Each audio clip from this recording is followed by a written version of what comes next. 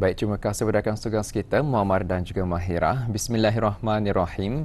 Assalamualaikum warahmatullahi wabarakatuh. Selamat pagi dan salam sejahtera kepada audio yang masih lagi setia bersama rancangan Rampai Pagi, dan kali ini dari daerah Tutong kita bersua bagi berkongsi beberapa info semasa dan juga satu panel rakaman yang telah pun kami sediakan bagi tontonan kita bersama. Dan apa yang kita harapkan agar ada dalam keadaan walafiat hendaknya pada hari ini, dan ini juga dikongsikan keadaan cuaca di sekitar Pekan Tutong juga mengalami turunan hujan renyai-renyai pada pagi ini. Jadi kita harapkan pada para pengguna jalan raya khususnya untuk sentiasa tingkatkan kewaspadaan dalam pemanduan bus kita. Baik, saya kongsikan terlebih dahulu mengenai dengan pemotongan sementara bekalan api elektrik yang berlaku pada hari ini 6 Januari 2026 yang akan menjejaskan di sebahagian daripada Kampung Bukit Sulang, Kampung Menengah, Kampung Bang Nukat dan kawasan sekitarnya, yang mana pemotongan sementara bekalan api elektrik ini akan berlaku pada jam 8.30 pagi sehingga 11.30 pagi dan akan diteruskan lagi di sebelah petang dari jam 1.30 petang sehingga 4.30 minit petang. Jadi ambil maklum khusus pada para penduduk kampung yang tinggal di kawasan terjejas bahawasanya berlakunya pemotongan sementara bekalan api elektrik pada pagi ini dan juga di sebelah petang. Makluman seterusnya pula, bagi audio yang ingin mendapatkan kalender 2026 jenis kalender gantung, Jabatan Penerangan akan mengedarkannya secara walk-in mulai pada hari Isnin sehingga hari Rabu 5 Januari 2026 hingga 7 Januari 2026 yang akan bermula pada sebelah petang, iaitu dari jam 1.30 petang sehingga 3.30 petang di cawangan penerangan daerah Tutong, bangunan Jabatan Kerajaan daerah Tutong. Ambil maklum jumlah kalender adalah terhad dan pengedaran kalender akan diedarkan sehingga kalender habis.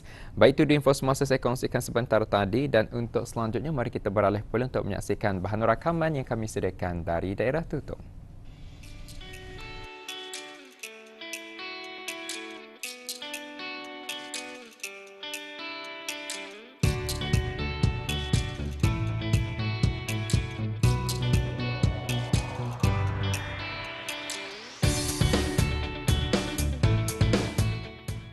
Pencemaran plastik merupakan salah satu isu alam sekitar yang semakin mendesak untuk ditangani di seluruh dunia.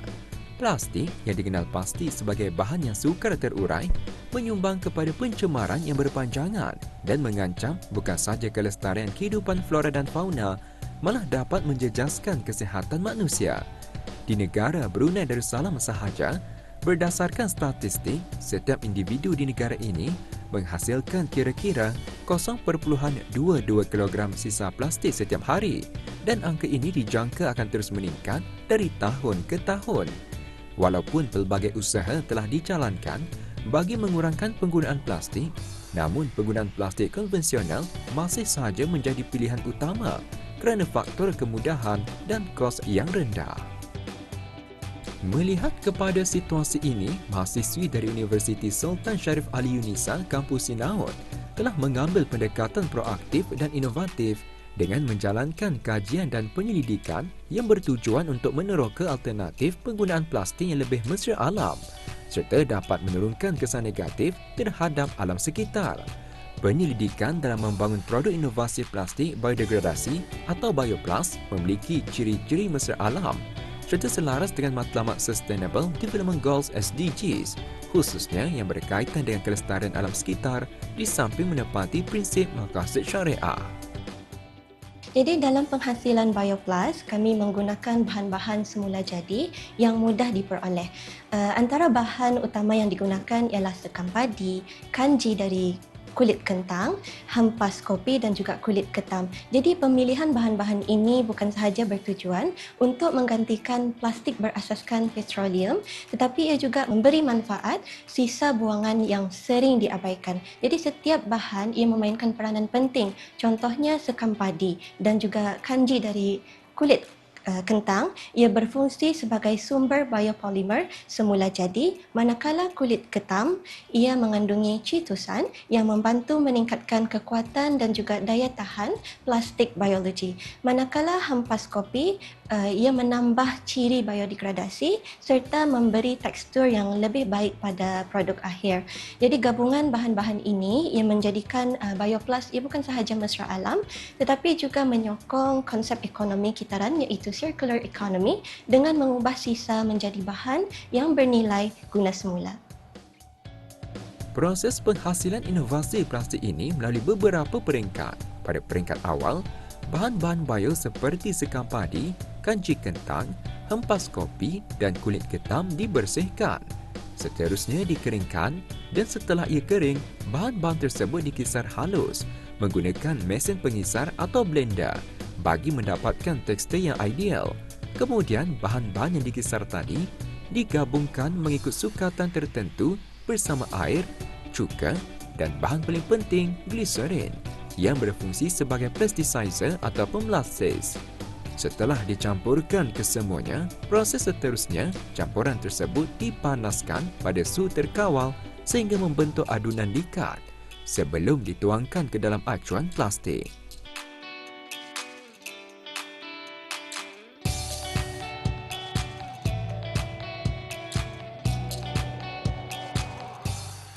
Kemudian adunan tersebut akan melalui proses pengeringan, iaitu dengan meletakkan ia di dalam peti sejuk selama lebih kurang 1 minggu atau sehingga benar-benar kering bagi memastikan ia mencapai ketahanan dan kestabilan optimum. Setelah kering sepenuhnya, bahan tersebut dibentuk menjadi lembaran plastik.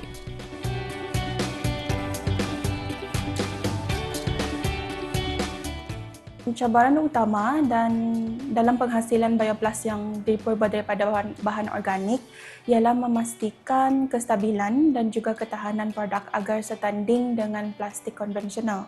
Disebabkan bahan-bahan yang digunakan bersumber semula jadi, ia mempunyai sifat yang lebih sensitif terhadap pelembapan serta suhu. Hal ini menyebabkan kami perlu melakukan beberapa kali ujian formulasi bagi bahan untuk mendapatkan tekstur dan ketahanan yang sesuai. Selain itu, cabaran lain termasuk masa pengeringan yang panjang, iaitu sekitar dalam seminggu atau lebih bagi memastikan bioplus benar-benar kering dan tidak mudah retak. InsyaAllah, bioplus mampu memainkan peranan penting dalam mengurangkan pencemaran alam sekitar. Hal ini kerana bahan-bahan yang digunakan bersifat biodegradasi dan kompos secara semula jadi. Berbeza dengan plastik konvensional yang mengambil masa ratusan tahun untuk terurai.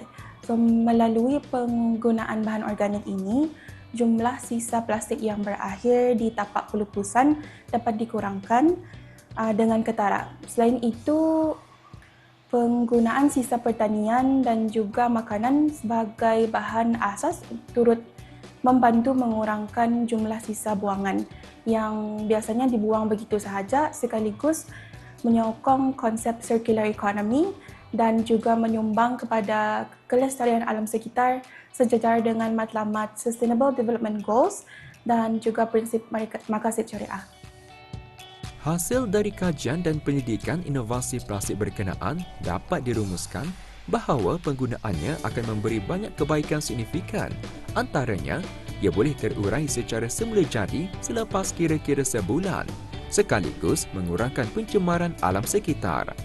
Selain itu, produk ini juga bebas daripada bahan kimia berbahaya, menjadikannya lebih selamat dan mesra pengguna. Namun begitu, setakat ini terdapat beberapa kekurangan yang perlu diperbaiki dan ditambah baik, seperti dari segi saiz, kepelbagaian kegunaan dan lain-lain. Hasil dari kajian dan pendidikan ini juga telah berjaya meraih beberapa kejayaan melalui pertandingan inovasi antarabangsa, membuktikan bilik tempatan kita ni memiliki potensi dan kebolehan yang tinggi dalam bidang inovasi.